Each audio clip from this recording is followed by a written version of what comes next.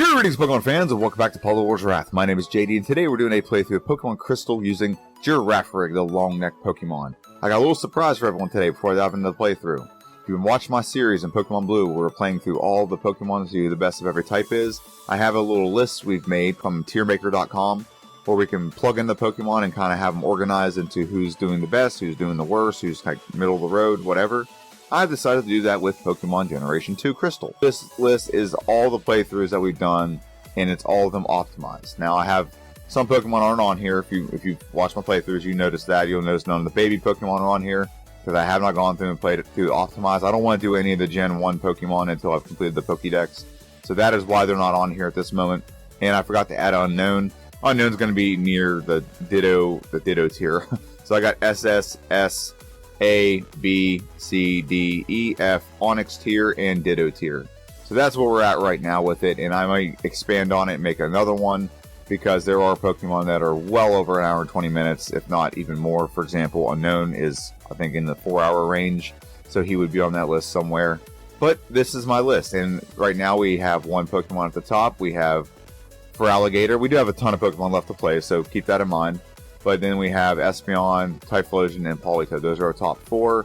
And then it's tiered in the minutes category, so it can be kind of confusing. I didn't want to wait 1 hour and 20 minutes. It's too long. It doesn't fit on the thing. Today we're going to be doing a playthrough. This playthrough will not be on this list because it's not an optimized playthrough.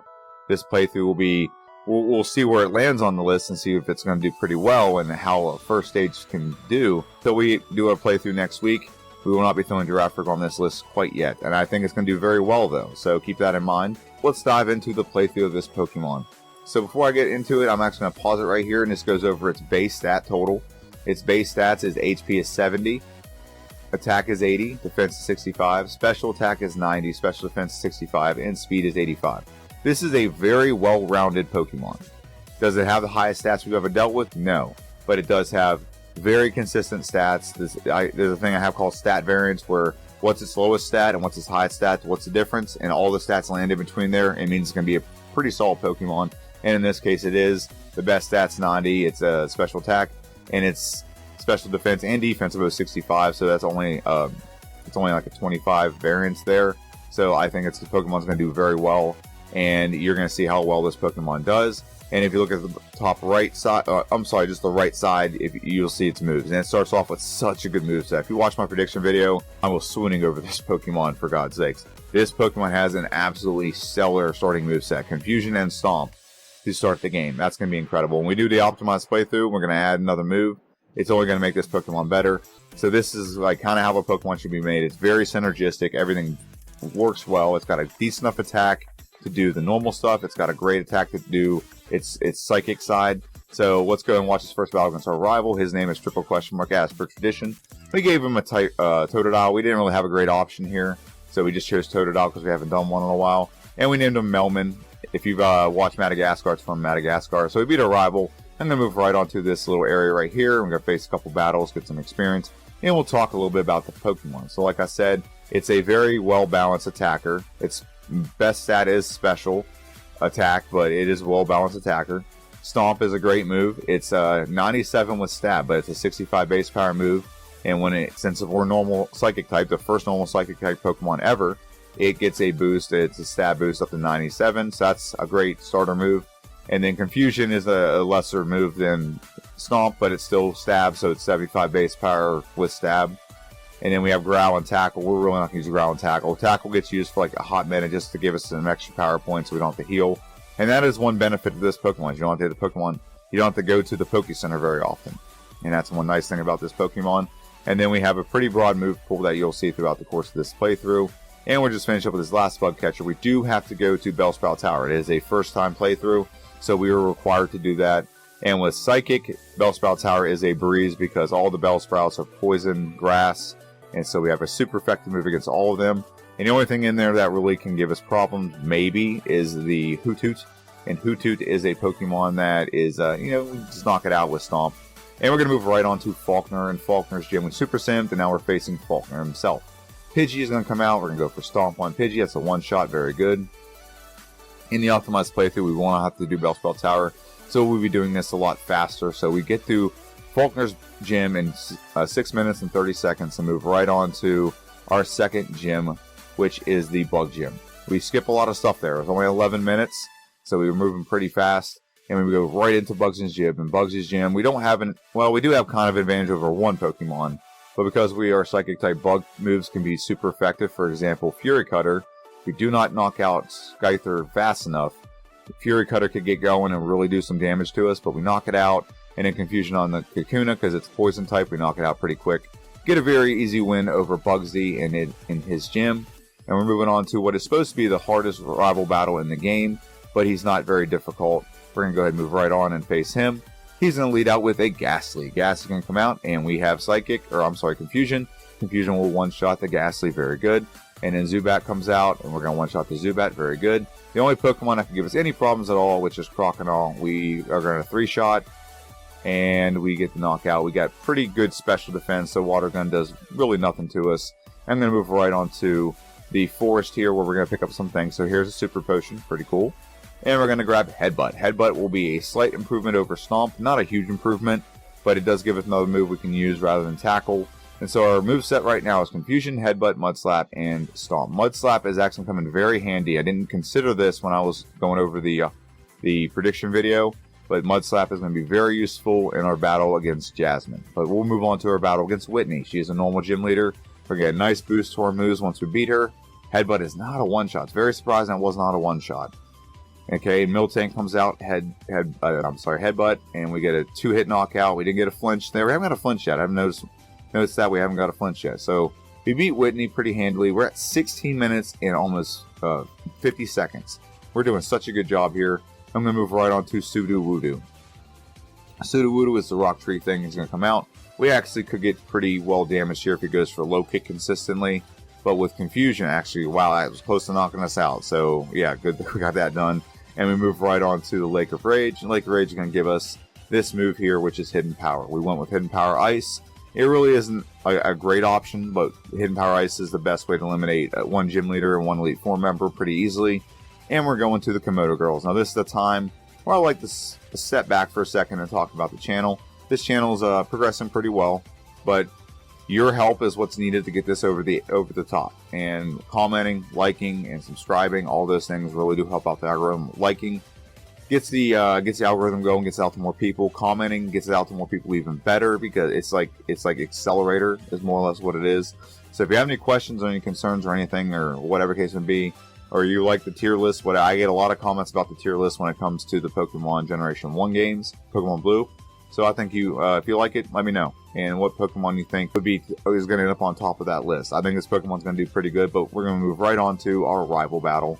Our rival number 3, he's in the Bird Mansion, and he's going to come out with a Haunter. Again, Confusion is working very well. Knock him out. Crocodile comes up, and Return is a one-shot. We did have Return, I forgot to tell you that, and we had Hidden Power. Very good. Mud Slap on the Magnemite, very good. We have one Pokemon left, Hidden Power, Ice, or Confusion, or Return. Well, all three of them will do a great job at knocking it out. We have, like I said, a well-balanced moveset. We fall through the floor and land right in front of Morty. Morty. And Morty's going to come out with his Ghost Pokemon. He's going to lead out with a Ghastly. Ghastly will go down to 1 Confusion. Very good. He's going to lead out with Gengar next. Gengar is the only one that will survive a Confusion. And he could have put us to sleep there. Could have gone south pretty quick if he put us to sleep. But we knock out Haunter. And the last Pokemon, again, is Haunter. We're going to not learn Baton Pass. That's not really a great move. And we're going to knock out Haunter with Confusion. So Morty is pretty easy. So that's the 4th gym. And we've completed in 24 minutes and 15 seconds. The long neck Pokemon is at a breakneck pace at this moment. We are entering Chuck's gym. And I usually don't show these battles, but our sheer dominance over Chuck's gym is just insane. We don't even have to use our most effective move, which is Confusion. Return right now. Look at the power in the top left corner of the screen. 189 power. So we have Return is 102 when it gets fully maxed out with your friendship. We have the boost from the normal gym. We are Stab, and we also have the Pink Bow equipped. This is a very powerful move that we are just absolutely walloping Chuck's gym with. So we're going to move these boulders real quick. Move on, face this guy. After we face this guy, we'll go face Chucky Boy. So we can still use Confusion. Confusion still knocks it out too, but we just have so much. This is such a powerful Pokemon. And it doesn't get any evolution or anything, so it just starts out its base form. But it is such a powerful Pokemon. I cannot wait to optimize this thing. So we're going to save real quick just to be safe. You never know. Poliwrath is known to be like very bulky and can put us to sleep or confuse us, and the battle can go south pretty quick. But here we go. Let's face Chucky Boy. Primeape goes down to 1. What was that, a return? Yep, a return. And Poliwrath goes down to 2 returns. Like I said, he always finds a way to survive every attack. But we get the win. Very easy win over Chucky Boy. And move right on to Lake of Rage. And we're going to face Red Gyarados. He's all hulked out. But he's super mad. And we return him to the water with 2 hits. And we beat him and knock him out. And we're going to move right on to Price's gym. Now, Price is the Ice Gym leader. We don't really have a disadvantage here or an advantage. It's pretty well neutral. So, Seal is the first Pokemon to come out for Price. Return knocks it out. Very good. Dugong comes out. Dugong, gong, gong, gong, gong. And Return knocks it out as well. That's very, very encouraging because Dugong's usually pretty bulky. And Piloswine goes down to 1 as well. So, a very clean sweep over Price. Very easy win. Super easy. Barely an inconvenience. And now we're going to move on and talk to Jasmine. She's taking care of Ampharis. He gives him medicine. He flashes us. He's so excited to have some medicine and be feeling better. We move on and face Jasmine. Now, this is my first gym I thought we would lose to, because we do not have a great move for Jasmine. So Magnemite goes down to 1 Mud Slap. The second one's a range. We do not get the range we need, so we get paralyzed. So we're still full health, so this can still go pretty well. Steelix comes out. We're going to go for a Mud Slap. That's going to lower his accuracy, and it only uses Iron Tail. It's a low accuracy move to begin with, so it helps us out a lot. We do get the win. It's a very risky battle, but we get the win first try. I'm very happy with that. I'll take the win and move on to our rival. Our rival is going to come out, and he's going to come out with his Golbat. We have something for everyone here. We're going to have such an easy time taking on our rival. I don't even know if we're going to miss any attacks. Well, maybe for Alligator won't be a knockout. But we're going to knock out the Golbat 1 hit. We'll knock out Sneasel 1 hit. Feraligatr comes out. And Return is either going to be, yep, it's going to be a 2-shot. So the only Pokemon that's going to actually hit us is the Feraligatr, unless we misclick. Mud Slap on the Magnemite, very good. And then Haunter going to come out. And Haunter's going down to 1 Psybeam. And yeah, rival's pretty easy. And we're going to go ahead and take on Claire. So this is part of our rival-Claire rival sandwich. And Claire's going to come out. And we have some good things for her as well. We're going to go for Hidden Power on the Dragonite, 1. Hidden Power on the Dragonite number 2, knockout, very good. And Hidden Power on the Dragonite number 3, knockout, very good. And do Kingdra, we're going to go for Return. Now, does Return knock out Kingdra in 1 hit? It does not. It puts it in a healing loop, though, not a big deal. Surf doesn't do anything to us. High Special Defense is very good, and it's very active right now. And we knock out Claire and move right on to our final rival battle of the game. We're at 48 minutes. Well, we're now at 51 minutes. It took us 3 minutes to get there. We do pick up a move called Earthquake. Earthquake will be a good replacement for Mud Slap. Mud Slap has definitely served its purpose. Having this a little bit sooner would have been great, because it probably would have helped me obliterate some things a little bit easier in this game. But we add Earthquake to our move set, and we're going to go move right on to our rival battle. This means we have something for everything for our rival. We should not have any issues at all. Our rival comes out with a Sneasel Pleasel. And we're going to return Sneasel back to its Pokeball. Golbat comes out, and we're going to use Psybeam to knock it out. We could have used Return. It probably would have done the same thing. Magneton comes out. Earthquake is a 1-shot on the Magneton. And then we have Kadabra. Kadabra, we accidentally hit Psybeam, so it was not a 1-shot. It would have been a 1-shot with Earthquake or Return. It would have done the job. Return is still not a 1-shot on the Feraligatr. Not a big deal, though. We knock it out. We get hit by Future Sight. Not a big deal. We are really tanking everything, and Earthquake is a 1-shot on the Haunter. And we beat our rival, and we're going to take on the Elite Four. We're about to take on the Elite Four, but first we want to go ahead and go over our moveset and then our stats and talk about what we're doing with this Pokemon. So first thing is our moveset.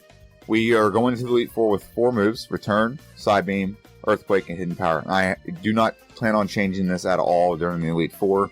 There's no move we're going to add or change out. Some Pokemon have that, this Pokemon does not. Return is a great normal move. It's very powerful. So is Psybeam. If you're wondering why we don't have Psychic, it's because Pokemon does not learn Psychic via level up. We won't get this until we get to Saffron City in the post game. So Psybeam will get the job done, though. I'm very confident in Psybeam and what it's going to do. Earthquake, it's very powerful. Physical move, it's going to be some type coverage is what it's for. And then Hidden Power Ice, I've already gone over that. But basically, this is going to make Lance the Liar with the Flyers, as my guy Squidgy would call it, pretty obsolete. It's going to pretty much delete most of the team. It's all Dragon type. And then you got like 2 other Pokemon we got to deal with other than the Dragon type. So we're pretty good with the move set, and yeah, there's some moves we did not use. We're not high enough level. We have to use Crunch. We get level 54, but we probably won't. I cannot think of a reason why we get rid of any of these moves to add a dark move. And also, we could have used Shadow Ball, but I think the moves we have are going to do just fine. Let's go ahead and look at the stats of this Pokemon. The modified stats in the bottom left corner, but what they are before the modifications. And what I mean by modifications is we get badges for that boost certain stats. This is with the badges applied.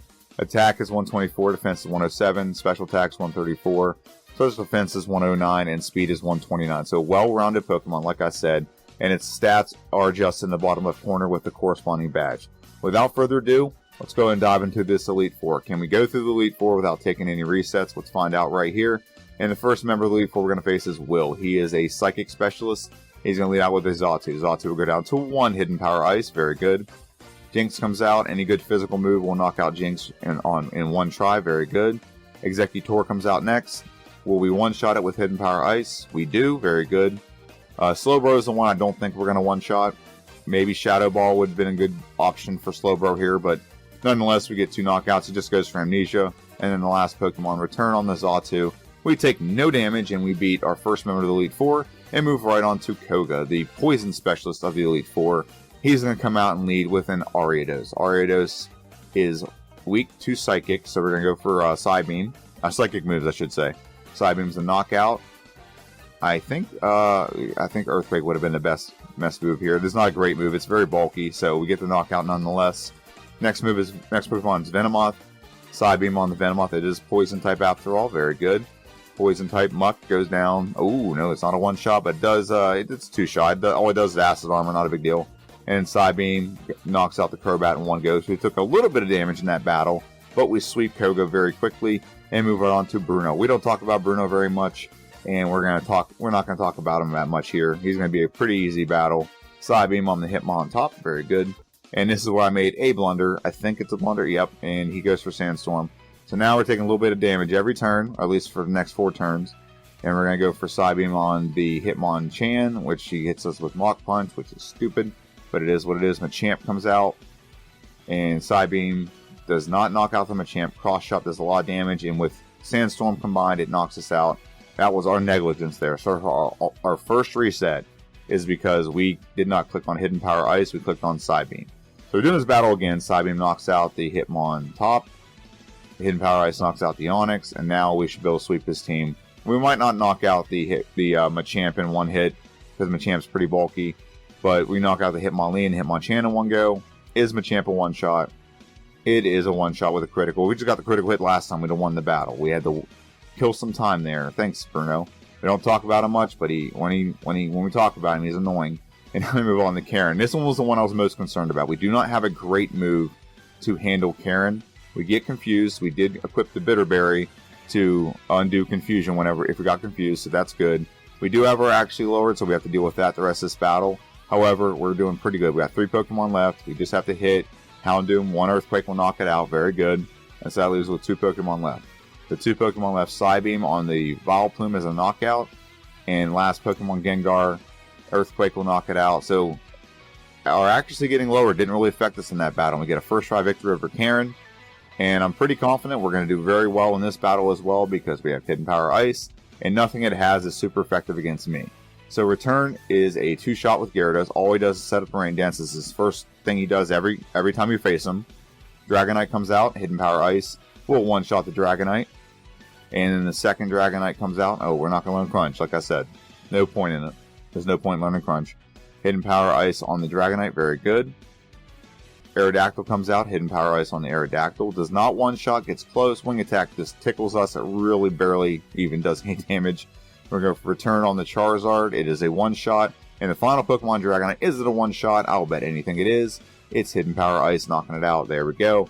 So we beat Lance, the Liar with the Flyers, and now we're going to go get our time locked in with the Elite Four.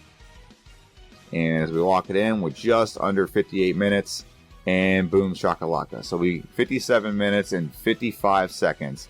It's one of the fastest times I think I've ever gotten through the Elite Four, honestly, whether it's optimized or not. So this Pokemon is at a breakneck pace, no pun intended, and is doing extremely well.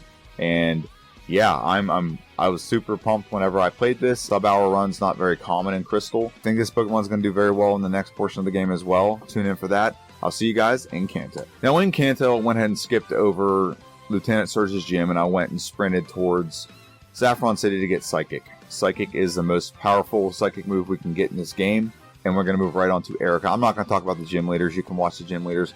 I'm going to talk a little bit more about the channel. So, this playthrough, like I said, is extremely fun. It was extremely fun to do.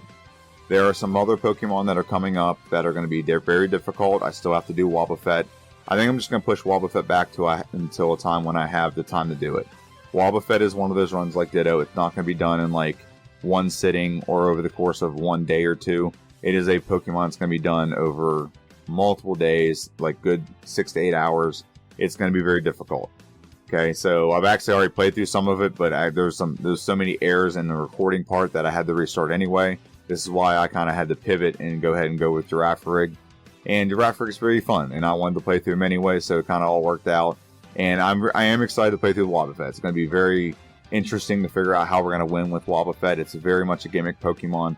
So that's a playthrough in the future, and we'll get it done eventually, I promise, just like we got done Ditto. It's just not a Pokemon you can just do in one sitting. It takes hours of doing that, and I've said this before, and I'll say it again. I do this between 4 a.m. and 7 a.m. every morning. Sometimes it's less than that. Sometimes I might get a little bit more if my kids are sleeping. So there is a limited time in which I can do this, and there's a lot of prepping, there's a lot of editing, so on and so forth. So it's not just something I can just do in like 2 hours. It really does take a lot of time, and it takes a lot of effort to put into this. So right now I'm doing the playthrough voiceover at 5:15 in the morning on Friday before this airs. So just kind of give you a timestamp for what I'm doing. So yeah, that's the first thing on the channel. So we are going to circle back to Wobbuffet. There are some exciting Pokemon coming up that I'm excited to play through. I don't know if they're going to be better in Girafarig. It's going to be kind of hard to do that. Girafarig really does set the bar high for first playthroughs, and you're going to see why here in a minute. We are an hour and 11 minutes, and we are very good. We're at a very good pace. Let's just put it that way. Some other things going on the channel. We have 2 Pokemon left in our playthrough of Pokemon Blue to figure out who the best of every type is.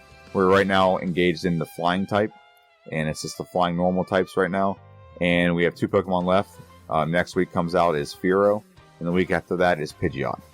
I think Fearow will do decently well. Pidgeot will not. Pidgeot's kind of a garbage Pokemon Generation 1, and there's just a lot of things that it has working against it.